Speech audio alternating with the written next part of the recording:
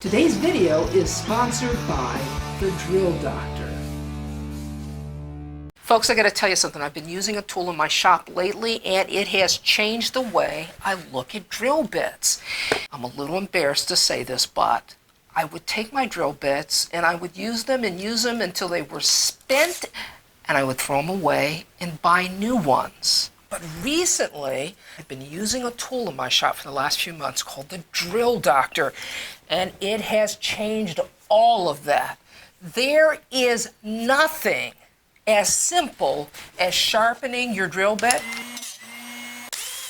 in a Drill Doctor. The Drill Doctor is easy to locate at Home Depot, Lowe's, and Amazon. Sharp matters. Hi everyone, I'm Leah of Seejanedrill, and if this is your first time here, I just want to say welcome. We're a home improvement channel where beginners are welcome as well. Now today's video has to do with the 5 drill attachments if you're a DIYer. And I'm going to show you what they are and how to use them coming up next. Make certain that you wear your safety glasses.